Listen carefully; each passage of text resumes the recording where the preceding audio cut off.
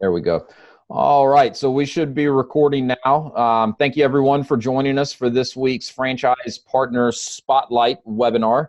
I know we've got a few veterans of these webinars on today, but if there is anyone that's in attendance today or listening to this after the fact, and it's your first Spotlight webinar, the purpose of these webinars is to provide an opportunity for anyone that's interested in learning more about ShelfGenie and our franchise opportunities to hear from some of our different franchise partners, and occasionally we'll have someone from the executive team come on as well. So this is really a platform where you can listen and learn from some of our current franchise partners about what their experience has been since joining ShelfGenie. Great way to pick up on some best practices as what to do as a franchise partner. Sometimes you may learn what not to do as a franchise partner as well.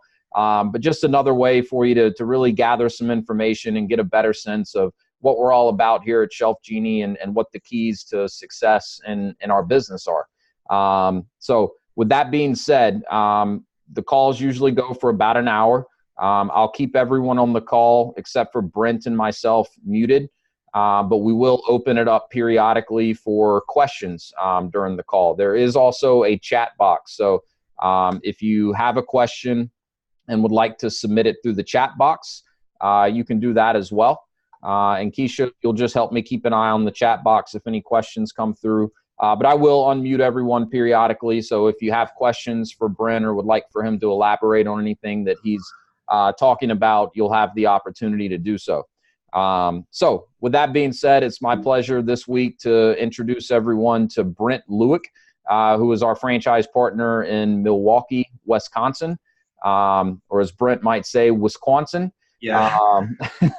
My Southern accent's butchering that, I know. Yeah, I know. I can't quite get the pronunciation down. But I've gotten to know Brent pretty well since joining ShelfGenie. He's a great guy. You'll learn a lot from him today. So, Brent, really appreciate you taking some time to join us, man. As you can see on the screen here, Brent's been a franchise partner with us since October of 2018. So, we are quickly approaching your 1-year anniversary. Congratulations on that. And he's going to talk a little bit about his background here in just a minute, so I won't read the rest of what you see on the slide here. But Brent, again, thanks for joining us, man. This is, I know, going to be very valuable for everyone listening in. So with that, I'll hand it over to you. Maybe just start off by giving us a little bit of an introduction to yourself, maybe a little bit of your background, what you did prior to ShelfGenie, and what kind of motivated you to start exploring business ownership and how you ultimately got involved with ShelfGenie. Sure. This is bringing back flashbacks because I remember being on the other end of this. Right. About a year ago at this time. So that's exactly right. Yeah. So again, I have a Milwaukee, Wisconsin, 3 territories. Well, basically my background, I was in the corporate world for about 15 years. I worked for a real estate company on their property management side for marketing and training supervisor. And probably, the 13-year mark, I always kind of kicked around, is this something, either I was going to stay where I was, or is this a time to kind of branch out? So with that, I kind of talked to a few people, and then I got in contact with, I don't know, Wes, what you call them, a broker? Franchise broker, yeah. Franchise consultant, yeah. And so I basically really had nothing to lose. So I kind of talked to someone, and they kind of interviewed me, and that was actually a really great learning experience for me because it kind of delved. They asked a lot of questions of what I was looking for. And then they came back with some, companies, franchises for me to look into and do some phone calls. And that's really, where I worked, I was fine working there. It was just, did I need a change? And after going through the process, what you guys are going through and asking questions, especially talking to other franchise owners, I came to the conclusion that this would be a great time to make a change, and ShelfGenie was a great fit for me. So that's a little bit about my background, what I did. I'm just looking at, if I'm looking up in the corner, I'm looking at what the questions things I have to cover. Probably things about ShelfGenie attracted me the most. The number one thing would be the product. I did like the product. Especially I did, just going on the website and doing some research. I really thought it was a great product and there was a need for it. And then when I got to actually touch the product, when I was more serious and got to go down to corporate and touch it and see how it worked and stuff, that was a bigger, that even sold me more on it. But definitely talking to the franchise owners, I know you guys, I don't think they're at that stage yet, Wes, correct? Some of the folks on this call have actually, like Tommy's been to Atlanta and met with us, talked to quite a few franchise owners. Some are not at that point. So, but just to kind of clarify what Brent's saying is, a standard part of what we call our discovery process is, when you get to a certain point, we definitely want everyone to have the opportunity to reach out and have one-on-one conversations with any of our current franchise partners they'd like to speak with. And to Brent's point, I always say, in my opinion, that is the most valuable step in this whole process. And so these webinars is one way to hear from our franchise partners. But in addition to that, when you work through the discovery process with me, you'll get to a certain point where at that time you'll be ready to start having some one-on-one calls. And that really is where you can really, really learn, what this business is like, from an owner's perspective, what they love most about it, also what they do find challenging about it, how they've, overcome challenges. And that's how you can really, really, make a good assessment and determine if it's a good fit for you. Yeah, and I'll piggyback on that. That was a big thing, is talk to as many franchise owners as you can. Yeah. We're all different. We have different personalities. We have different strengths and weaknesses. But you really, asking pointed questions, you'll start to see, I think as a person looking into it, when I did an interviewing process for not just for ShelfGenie, but other companies, you look for a culture that works with you. And that's really important. And the only way to get there, I think, is really asking as many people as you can questions. They're going to be straightforward and honest with you about, the good and maybe things that they've struggled with. Yeah. But you will get a very good idea of what ShelfGenie's culture is. And it's really what I found. It was very, it's a sales process with the designers, but it's not like a hard, like stereotypical used car salesman kind of thing. Right. It really does have a focus on the client's needs and what they're looking for and trying to meet those needs. And if we do that, I think you'll grow. And there's a lot of, so with that's what really drew me to ShelfGenie. That was one of the things. Another thing that kind of really drew me to it was I saw how corporate responded to my questions, and just asking other franchisees the support. I got a pretty good feedback on support that the corporate office gave. They're really a phone call or email away with questions, and if someone doesn't know the answer, they'll find someone that knows the answer or can give me direction. Yep.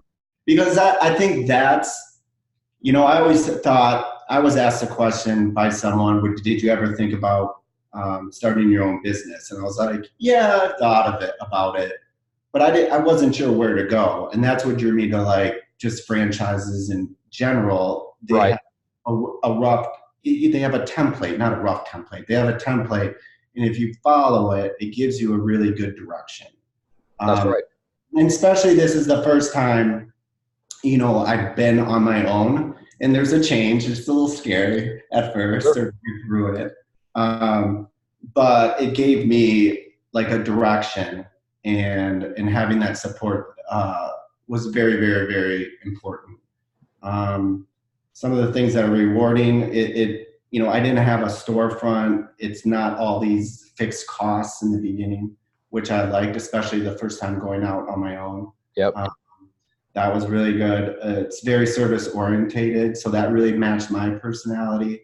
With my background with marketing, training supervisor at Fiduciary, I worked on their property management side. So we were the largest apartment property management company in the state of Wisconsin. So we had, it was about 9,000 units at the time, apartments when I left. And my background was marketing. So it was the social, it was the website, it was,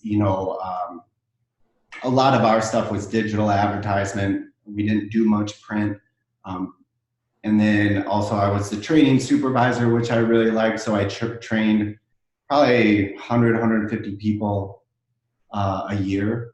And that's, all office staff at the apartments. So I thought that was a good fit for what ShelfGenie does. Yeah. As where you are really looking at marketing spend, budgeting, and the operations of it, the training, a lot of it is building a team, which I'm in the process right now. The Milwaukee market was a corporate market, so it was already established with 2 designers and an installer.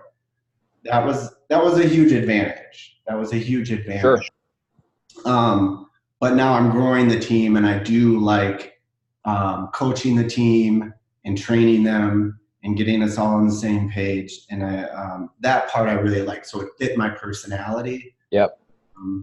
And so that's kind of that aspect of it. Yeah, I mean, I remember specifically when you and I were working through this process together, that's something we talked a lot about because, one of the things I really try to educate people on as they're learning more about ShelfGenie is that, your role as a franchise partner or the business owner should primarily be focused, especially over time, on developing a team and then delegating to that team. And that's really the only way in pretty much any business you're ever going to get any sort of scale.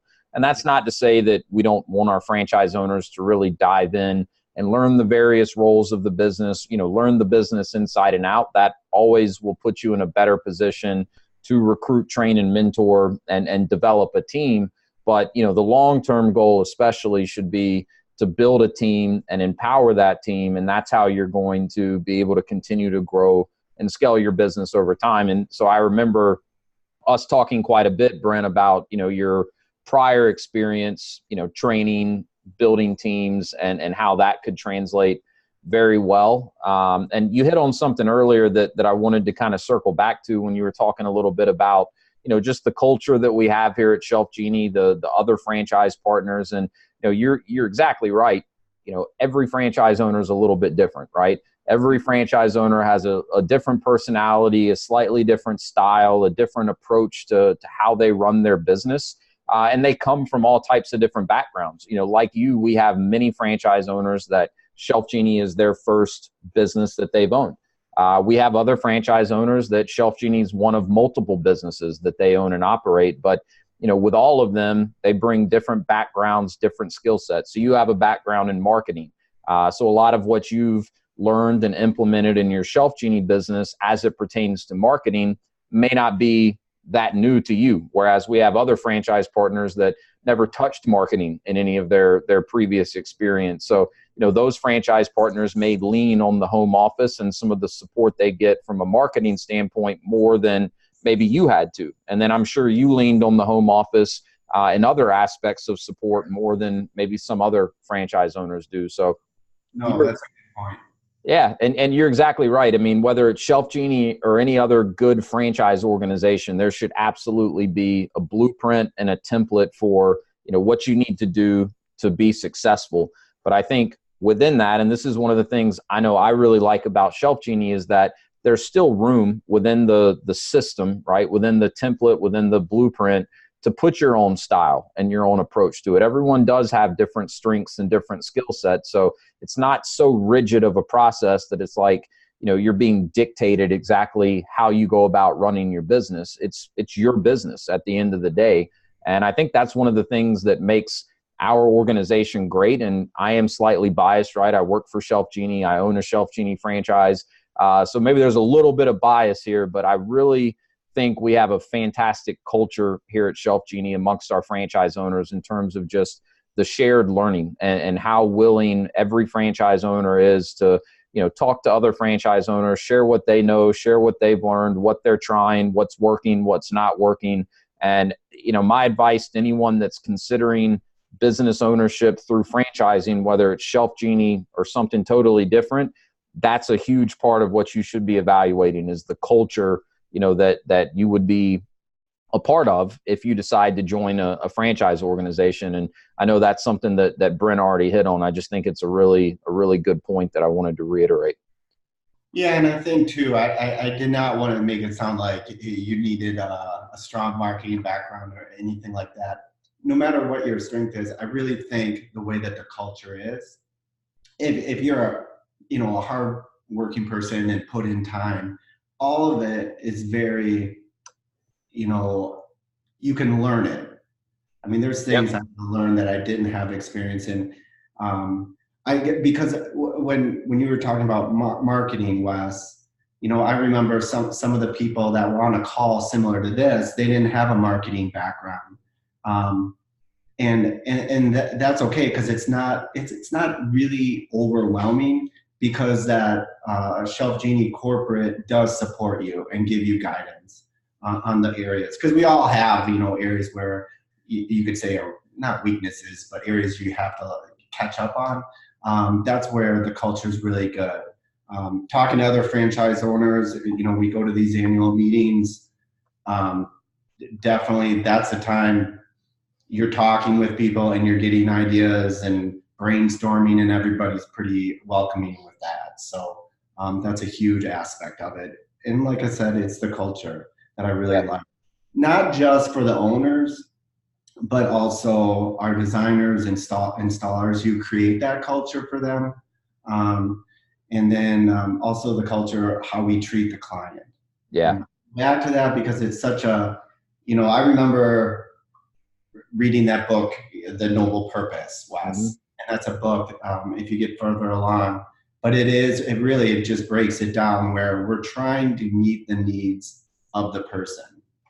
And out of that, I've really seen people, it changes their lives. There's some people that have gotten it, and it's just not, oh, it's really nice to have. It really does change their lives. And that's probably the most gratifying for our designers and installers, and actually me as an owner, where we've had people that they can't bend down and they can't get to their stuff in their bottom cabinets, and all of a sudden they can. And to hear that feedback, it kind of gives like, okay, this is why we're doing it. Of course, we want to be profitable and all that. But if we stay focused on meeting the client's needs, I think that profit and that growth will come. I think that's spot on. I mean, you always put the client first. The other things you want in business, the revenue, the profits, that's going to follow if you do the right thing. And, so what Brent's alluding to is what we call our noble purpose, which is to, help turn our clients' frustration and pain into enjoyment and love. And so if anyone's hearing that for the first time, you may be having a similar reaction to when I first heard it before I was heavily involved in ShelfGenie, where I was like, okay, that sounds good, right? But it's kind of cheesy, right? I mean, we're talking about shelving here. Like, how can we really, take frustration and pain and turn it into enjoyment and love? And then to Brent's point, you get to see it firsthand and just how excited, some of these clients are, and literally how life-changing it can be. I mean, and it's kind of interesting. The installers usually get to see the best of this, because they're kind of the one there when the client's getting to see our products or our solutions once they're installed and get to kind of experience it for the first time. And I mean, I'm sure your installers have similar stories to mine, but I mean, tears of joy, hugs, being invited to stay for dinner. My installers making a killing just on tips outside of what we're paying to do installs, right? But it's really is the type of business where you've got a little bit of that feel good, and it's not, we're all here to make money. Otherwise we'd be looking at starting a nonprofit or something. But, at the end of the day, we're actually helping people and we're having an impact. And I think that's something that most people, when they're looking at getting into business for themselves, that's something that's important to most people. And, at first glance, a custom slide out shelving business may not seem to check that box, but it really does. And a lot of it does have to do with our approach. I mean, every ShelfGenie franchise owner that I know of has some form of competition in their local market. Usually the thing that really differentiates us from any of our competitors out there is our approach to the sales process.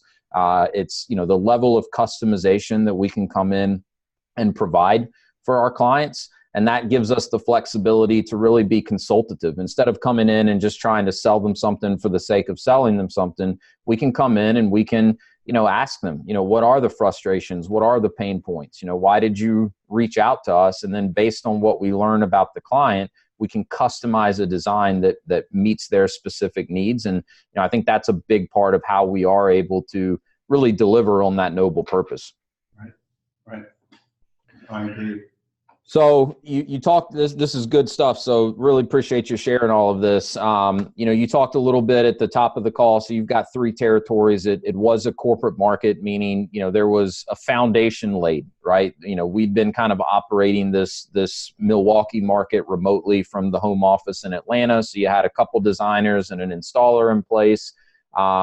What does your team look like today? I know you said you're really in the process of growing it, and then, piggyback off of that, and where do you see your team being, a year from now and even beyond that?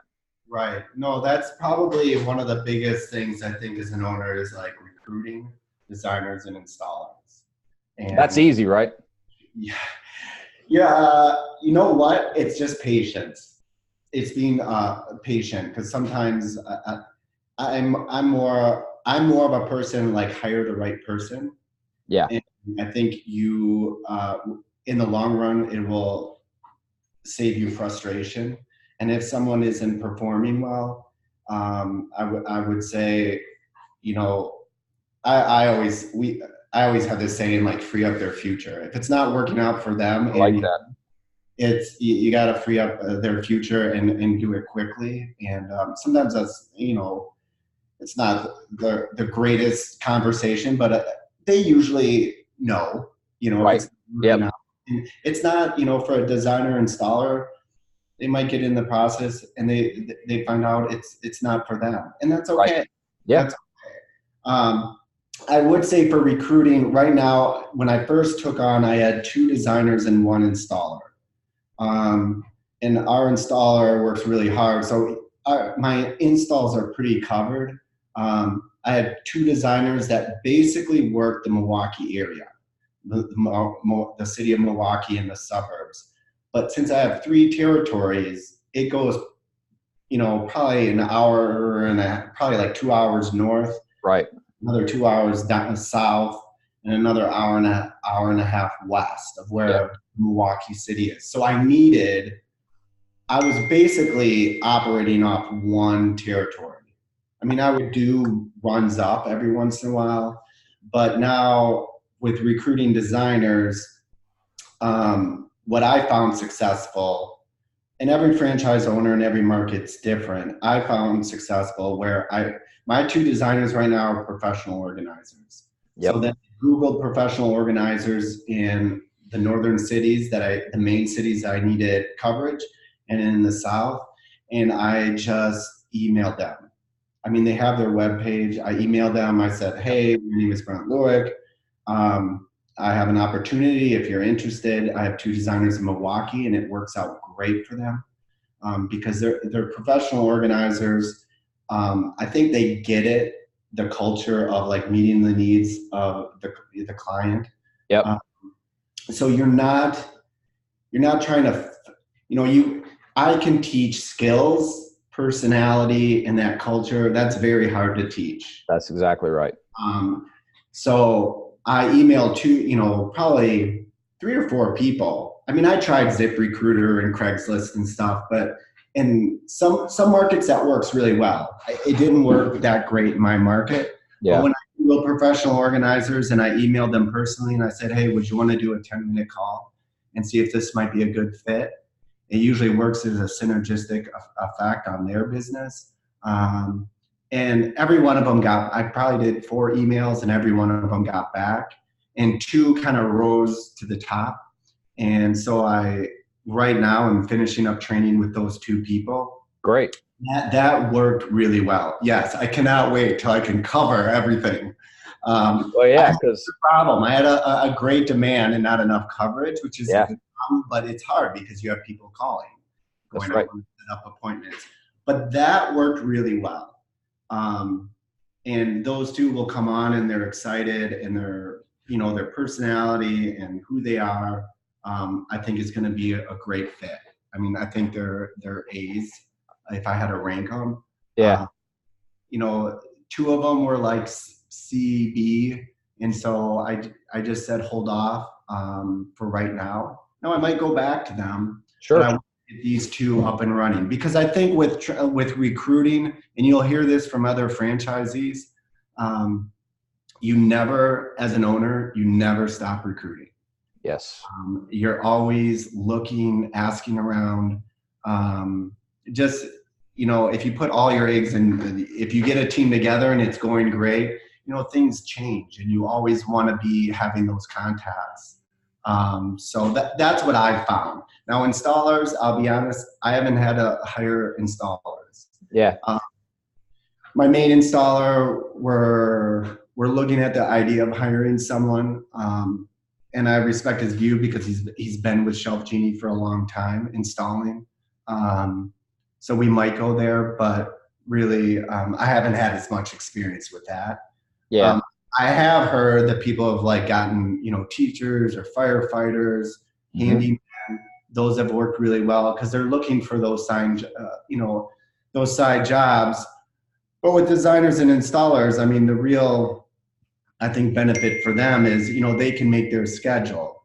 It gives them flexibility. So you Right. have to find people that have positions that can do that.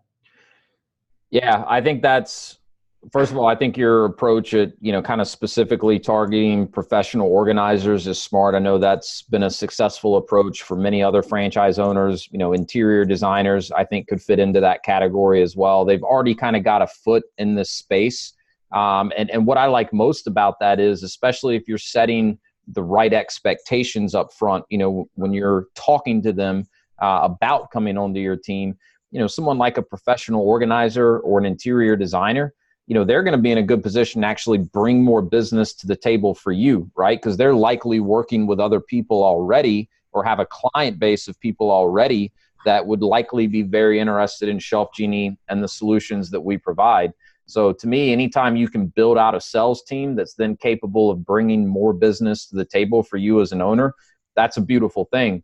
And just to kind of back up, because we do record these, and so sometimes people may be listening to a recording after the fact, and they may not be as familiar with ShelfGenie and the model as some of the folks on this call might be. But most of our franchise owners use a 1099 contractor model when it comes to their designers and installers, which essentially means they're paid commission only instead of having, an hourly pay or on some sort of a salary. So, a designer, they're the ones that are kind of, helping a client figure out what design makes the most sense for them.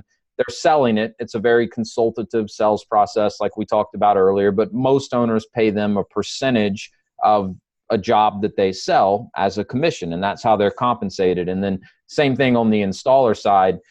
They get a percentage of each job that they install. Now, there are owners that do it a little bit differently, but that's how the majority of the system has their team set up. And I personally like that approach for a lot of the reasons that Brent just mentioned. Is I think it actually opens the door to recruit better talent than you might be able to find if you were only hiring for, a typical 9 to 5, 40-hour a week type position, right? You've got these professional organizers designing for ShelfGenie as a way that they can supplement their income as a professional organizer, right? But if they have their own professional organizing business, would they want to put that on the side and come design for you full time? Maybe, but maybe not. You mentioned firefighters on the installer side. My installer that's been with us since day one, he's a career firefighter. And he is, I'd put him up against just about any installer in the system. He's fantastic. The clients love him. He does a great job, and he's making good money in addition to what he makes as a firefighter. And this is actually someone I knew before we bought our franchise. But if I would have gone to him and said, hey, man, I'm starting this business and I think I've got a role for you in it, but you have to leave your job as a firefighter to come do this, he'd have laughed me out of the room, right? So that's just kind of what I think is nice about the 1099 approach. And so, I kind of joked a minute ago when I said, well, the recruiting, that's the easy part, right? And I say that in jest because there is no silver bullet when it comes to recruiting. I don't care what the business is. There's not a silver bullet. It'd be great if there was, but I get that question and I get that feedback pretty commonly when, talking to people through this process is they'll say something along the lines of, well, Wes, it sounds like, getting the right people on your team is the most challenging part. And I said, well, I'd agree with that, but find me a business that's not a sole proprietorship where that's not the case. Right. If you're in business and you have any sort of a team representing your business, you got to have the right people on that team. That's the key to success. ShelfGenie is no different than that. I think it comes down to knowing where to look to recruit, and that's something that the home office can provide a lot of guidance in, especially for a new franchise owner. And then it comes down to setting the right expectations. And then to Brent's point, never stop recruiting, especially on the designer side. Once you have one or two really solid installers, they can usually take you up to a pretty good volume in sales before you're going to have to start looking to recruit more installers. But especially on the design side, you should always be on the lookout for new talent, especially if you are setting the right expectations up front, part of which should be, this is a commission-only sales position, right? You're expected as one of our designers to always be looking for opportunities to sell ShelfGenie, right? Not just waiting on us to provide you with appointments or opportunities.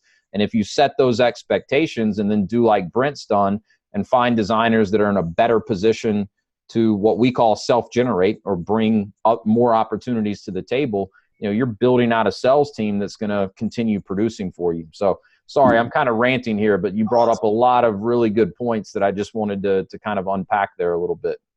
No, that's good. And with the designers, it's a win-win. If they're bringing in more referrals on their own, that's huge for you. Yes, most franchise, if it's a referral, you're going to pay them a little bit more, but compared to marketing spend, that's right. The best bang for your buck. That's right.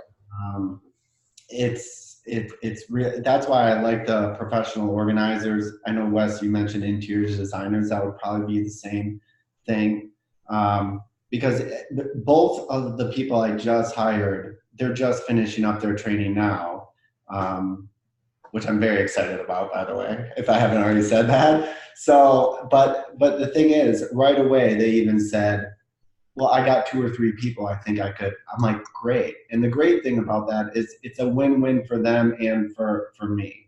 Yeah. And then you create that culture there.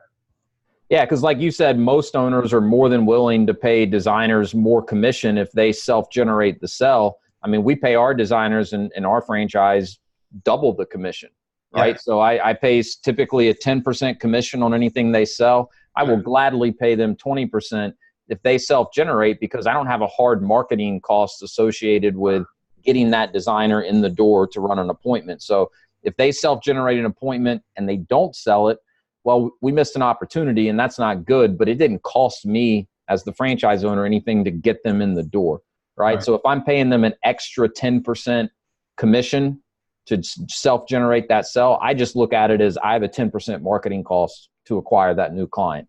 And those numbers work all day long. I'll do that deal as many times as possible. Yep.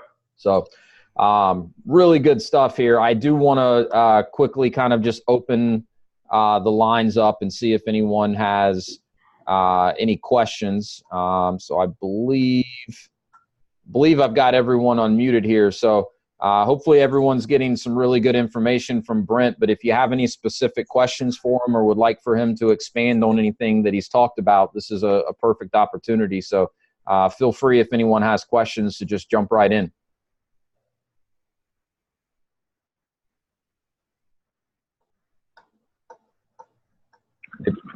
Maybe we have a shy group today.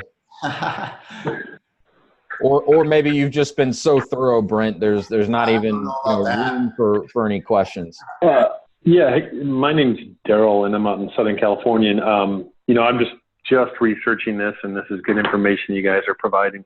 And just wondering, how do you know if there is a corporate account in your area, or whether the territory is taken or available, or how does that even begin?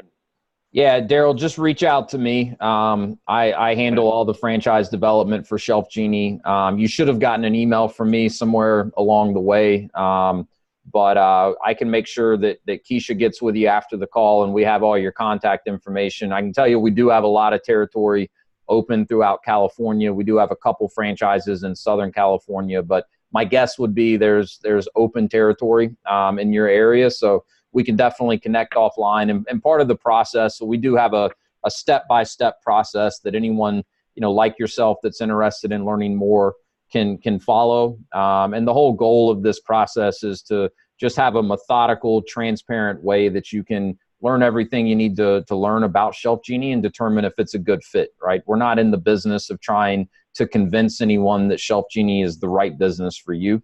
This only works if it's mutually a good fit. I mean, at the end of the day, it's a partnership. So yeah, we can connect offline after the call. We can look at the specific area that you're in. We don't have any corporate markets in Southern California, but that being said, we probably do have plenty of open territory in your area. So I'd be happy to set up a one-on-one call with you and talk more about that, and also provide some additional information so you can continue to learn more about ShelfGenie. Okay. And then, like, Brent, if you have a customer or a designer who gets a job in Chicago and they're like, yeah, we want it, but that's not your territory, do you just hand that off to Chicago, or can you send your people there? Yeah, and I give it to them because it's their territory. Like recently I had a state fair home show, and there's a lot of people from Illinois that come up. That's not my territory, but I'll definitely reach out to the franchise owners, and you'll get to know the other franchise owners if you're near one. But basically I just contact them.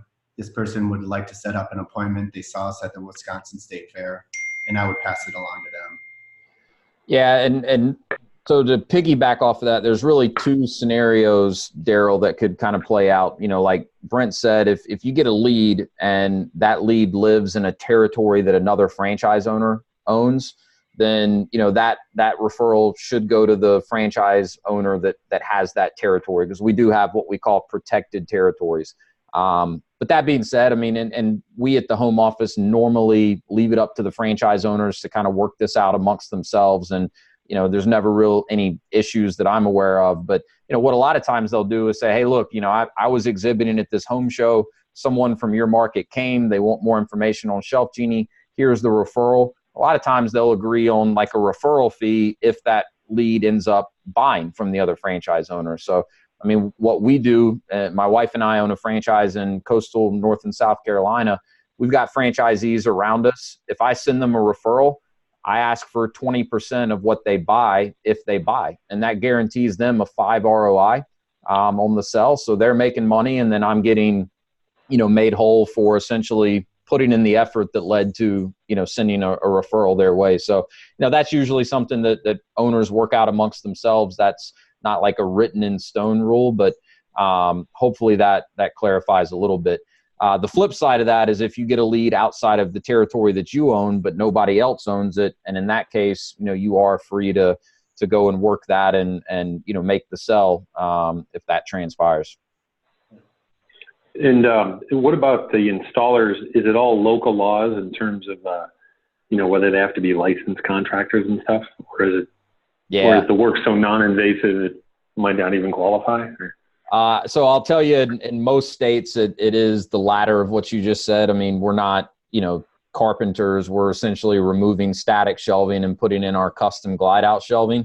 That being said, though, California is a state that has some licensing requirements. There's one or two other states that what we do falls under some licensing. So it is something that's kind of state specific, and even within some states, it's county by county. So that's also part of the discovery process and the due diligence that you would do. And I do have some pretty good insight into what the regulations are in California. So that's something else that we could talk about offline, just because it's not necessarily applicable everywhere else. Right. But California is a little bit of a different breed. And Brent, do you ever do any measures or designs yourself? As Oh, you know or what? you just too busy? No, I would say most franchises that start, the franchise owner does do some of the designing. I haven't done any of the designing. I've shadowed a lot. I'm pretty familiar with the SketchUp. I'll probably start doing some of the designing just to be in the weeds. It will help my the training, or but most franchisees, they actually will do some of the designing. They might do a lot of it in the beginning. Now, this is my philosophy, and every franchise owner is different. I was lucky because I had two designers and they could handle it. I didn't really want to cannibalize on their business. I mean, I'll start taking some just to stay fresh. But my goal, and this is me, every franchise owner is different. My goal is to actually run the operations of it and the marketing and the team. And then in the long run, I'm taking a short-term loss because I'm not doing my designer's doing it, I'm paying them 10%. If I did it, I would probably make more in the short term. But my goal is to really grow the team and get a very strong team. That's my philosophy on it. Other franchise owners I know, they do some of the designing. There's some that probably do a lot of designing. I personally, I want to focus more on the operation of it. Hopefully that answers your question. Yeah, it does. Mm-hmm. Okay. Yeah, and that's a really good question, and Brent's right. I mean, there's definitely different approaches out there depending on the franchise owner that you're talking to. And again, it depends on, kind of your short-term and long-term approach. I certainly tend to side with Brent's approach that, a model like ShelfGenie is really designed for scalability, right? So if you as the owner are doing it all yourselves, you're only going to be able to scale but so far. I mean, everyone's got the same 24 hours in a day, and there's only so much that you as one person can do with it. So you've got to, at some point, make that investment in your time and resources to really develop a team. And, that kind of circles back to a lot of what we've talked about today. But that being said, we also do encourage owners to really dive in the beginning and learn the business inside and out, because that'll put you in a much better position to recruit and develop a team. And, Brent's scenario is a little bit different than some, where he did come into a corporate market. So there wasn't as much of a need for him to go out and start running design appointments. But I'll say this as kind of a general statement, ShelfGenie is no different than any organization, right? It could be a business, a sports team, whatever. We have a bell curve, right? We have our top 20% of franchise owners in terms of their performance. We have our bottom 20%, and we have everything in between, right? The bottom 20% of our system all has one thing in common, and that's the franchise owners are working in their business. They're not working on their business, meaning in most of those cases, franchise owners trying to do it all themselves. And in some cases, it could be that they just really don't have maybe the ability or the skill set to really develop and empower a team. In some cases, it could just be that, they've neglected that part of the business for whatever reasons. But, anyone that works through the discovery process with me, I can promise you'll get tired of hearing me say that, our goal is to put our franchise owners in a position to work on their business, not in it. And we really are looking for franchise owners that, like Brent, the long-term goal is to continue growing and scaling the business. And that's only possible, if you're focusing on developing a team. But all that being said, there's different ways to go about that. And everyone does have a slightly different approach. Yeah. And Wes, with that, like you mentioned, like I was in a different situation because I had a corporate market. I definitely, like if I was in a corporate market, would I be doing right away some of the design? Definitely. Because the only way I could train is to have that background. I had two designers that I felt were pretty strong. They're helping me right now with my training. Right. And so there's a cost to that. But that was my situation. But definitely if I didn't have anybody, I would have to be doing some of the design in the beginning, but my goal is to hire someone, train them, hire someone else, train them, like Wes said, and try to scale it. That's the only way I think, not the only way, but that would be my goal. Yeah. I think that's spot on. And, you know, my wife, Kelly, who really runs our franchise, I mean, she's a fantastic designer. And to Brent's point, you know, you might take some short-term losses when you really shift that focus to expanding your team. I mean, there were months early, you know, in our evolution as a franchise where we know good and well we could have done 30, 40% more revenue if we'd have just let Kelly run all the appointments, right? But we had new designers that had been training, and we needed to start giving them some opportunities. And, you know, so you kind of make that short-term sacrifice, keeping the bigger picture in mind. Not always that easy when you're in the midst of it. Sometimes it's like watching a train wreck happen. And, you know, so for us and everyone, you know, maybe has different goals that they're looking for out of their business. But, you know, for us, we knew we didn't buy my wife, Kelly, a job as a designer, which is essentially what you end up doing as a franchise owner that just ends up trying to do it all themselves and doesn't build a team. So, you know, that's one of the biggest things that we stress is, you know, your role as an owner is really, I mean, you're the CEO of your business, right? CEOs can't do it all themselves. You've got to develop and empower a team.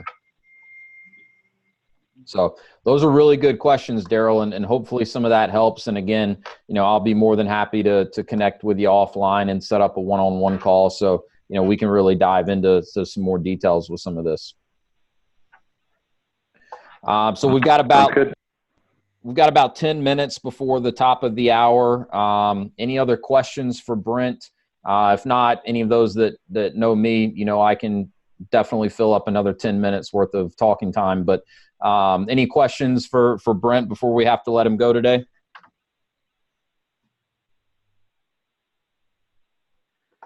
All right, very good then. Before we wrap up, I'll share some different ways that you can get in touch with Brent. I know he'd be happy to talk with any of you offline and answer any more questions too. So you'll certainly have the opportunity to follow up with him. But just a couple more things to maybe hit on, Brent, before we do wrap up today. You know, what would you say has been the biggest challenge for you since opening your franchise? Well, there's two things that come to mind. One, I gave myself, I always had this philosophy with this endeavor, or, you know, when I changed jobs a few times, give yourself that 1 year business cycle to really learn it. Yeah. I mean, the first year, it's very doable, but there's a lot. It's exciting, but it's that 1 year business cycle where I think now I'm coming up on mine somewhat soon. Yeah. And I definitely have a better handle on it. So with that, I would say, you know, work hard and be patient with yourself with some of this stuff. The other thing would probably be, and I said, recruiting designers, like it was a challenge, but I'm glad the way I did it. Hopefully that makes sense. Mm-hmm. Because it wasn't like I just put out things and it was like all of a sudden I had like 10 awesome A people, you know, at the top. And I think I said that before about being patient and hiring the right person. And that can be tough. Now, I know I was in a situation where I had two designers that could, you know, they're still designing, which was great. But I'd still take that philosophy of waiting and getting the right person, because I think that's gonna, I mean, there was some phone calls and interviews I did. I knew right away this person wasn't a good fit. Right. I wouldn't want to just fill it quick, just to fill it, because I think you're going to be in a month or 2 months, you put all this effort into training. And You'll be right back in the same spot. I had this right in my last position, that when you train someone, you put all this effort and time and money into it, and then they up and leave. Yeah. And then you're back to square one. So with that is being patient, trying to get that right person that's going to be a good fit.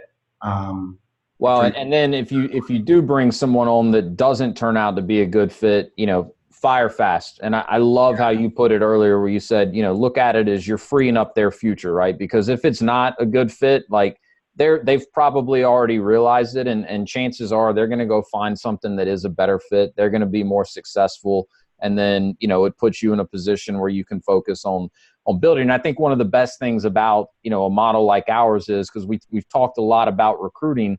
We're not talking about teams of 25 or 30 or 40 people. I mean, you're talking about adding a designer here, a designer there, and just kind of incrementally building to your team. So to get started, one designer, one good installer is all you need. And I know franchise owners that have had one installer that can do 7 figures worth of installs for them. So we're not talking huge numbers, but that doesn't reduce the importance of focusing on recruiting, getting the right people. And then if you don't have the right person, making a move quickly so that, the damage is minimized. Right. No, that's good. So that's probably the biggest, challenges. The other stuff, there's little challenges, but that's just learning the day-to-day operations. But that's you're going to get that anywhere. Sure. What excites you most about, the future of your ShelfGenie franchise where you sit today? The thing I'm most excited about is with these 2 designers, I can cover my full territory. And I think, like we talked about, that scalability, when you get that team together, I think that's really when business becomes successful. So I'm excited about that. And, if that goes well, then, if I can do more growth, great. But I do like the direction that it's going right now. I am excited. I went to the first annual franchise meeting where you meet it's everybody. It's installers, designers, franchise owners. The annual seminar, that was really great because you make contacts. Even when you're going through this process, how I said, talking to other franchisees, that's where you're going to get your most wealth of information. There's people now, there's probably 8-10 people I can call if I have a question about something. Yes, I can call corporate, they're always available, but sometimes I can call certain people and be like, what have you done in this situation? Yeah. You're just going to run into stuff that you've never run in before. That's right. That first year business cycle. And everybody has been great where they get back, where I am excited about the future, because the more contacts you make and the more relationships you make within the business, I think that'll pay off, because you're helping them and they're helping you.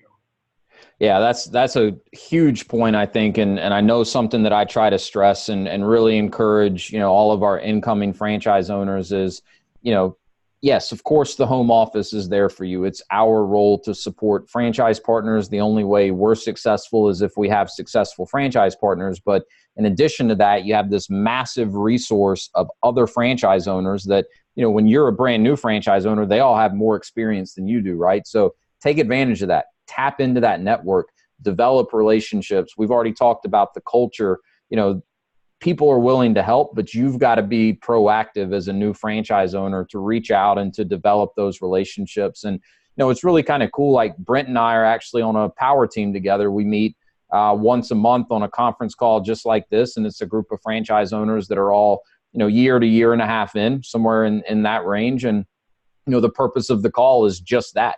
And that's not something that the corporate office sets up. These things kind of happen organically amongst franchise owners. But there are some franchise owners that don't participate in those and aren't proactive and don't reach out, and they're not getting those benefits that, franchise partners like Brent are getting for being more proactive. So I think that's a huge point worth reiterating.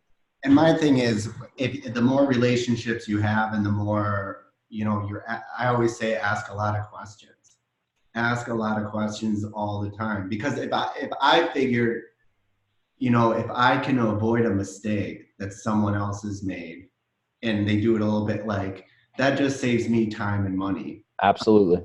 And that I would encourage all to be doing that all the time, is asking questions and building those relationships, because that's where you get all that day-to-day pricing, all that kind of stuff. And everybody's a little bit different. So you'll get different viewpoints, and then you can make an educated, decision on it. Yeah, exactly. I mean, you might hear 2 or 3 different ways to approach the same scenario, and then you kind of take a little bit from each of those and then put your own style on it and come up with an approach that makes sense for you. So no, that's good stuff. Last kind of thing in parting, what advice would you give to someone, on the due diligence side of the table that's, maybe a little bit nervous, having some fears, some anxiety about, making that switch into business ownership if they've never been a business owner before? And it doesn't have to be specific to ShelfGenie, but just kind of what advice would you give to someone that's going through, the same process you went through not all that long ago? Yeah. No, I think you just have to embrace, like, it's okay to be nervous and scared about it a little bit. I was at the last place for 15 years. Yeah. And I knew I was like, okay, am I going to be doing this forever? But it was comfortable in a way. It was very comfortable. I mean, I got my paycheck and my health insurance, and it was very comfortable. Sure. But when you talk to the franchise owners, I would say be asking them a lot of questions, and don't be afraid to ask pointed questions. Yes. What they're there for. I think that's a mistake. At looking back, the first one or two, I did a lot of phone calls, but the first one or two, I was like, well, Wes, am I supposed to ask about this or that? When you get in the nitty gritty about financials and and Wes will coach you through that. And but definitely ask a lot of questions. And if you don't get if you don't get an answer, just ask for clarification. Because later on, when I did that, I think that helped some of the nervousness about it, making that change. Right. So that's what I would say. That's what I would say for it. I think that's good advice. And that applies to ShelfGenie or any other, franchise model that anyone might be investigating is, any franchisor should give you the chance to talk to their other franchise owners. If they don't, in my opinion, that's a red flag. As a franchisor, just like a financial investor, we can't guarantee what type of ROI you'll get on your investment if you start a franchise. A lot of that comes back to you and how well you execute and operate as a business owner. But what we can do is put you in touch with other franchise owners that are at various stages in the evolution of their business, and they can share their specific experiences with you. So, to Brent's point, when you get to that point in the process, don't be shy to ask the questions that you really want. This isn't, when you start having one-on-one calls with franchise owners, it's not like a dinner party where you meet someone for the first time, where it probably would be inappropriate to say, hey, how much did you take home last year? Or how much did you make last year? Like, don't do that at a dinner party. But on these validation calls, that's expected. Every franchise owner, except for our very first franchise owner, went through the same process where they talked to other owners. They remember how valuable it was for them. So I think that's really good advice, Brent.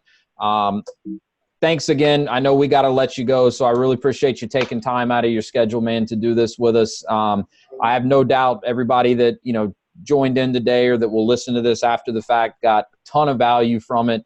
As I mentioned, I know Brent's happy to connect with anyone. You can find him on LinkedIn. You can also shoot him an email. You see his ShelfGenie email address here, blueck@shelfgenie.com.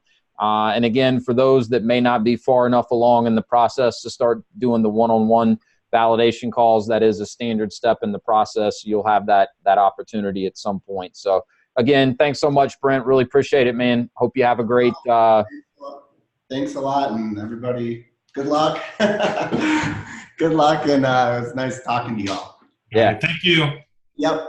Thanks a lot. Thank you. Thanks to everyone else for joining in today. And you should all know how to get in touch with me, so don't hesitate to reach out if you have further questions. And I look forward to talking with all of you again soon. Have a great Thursday, everyone.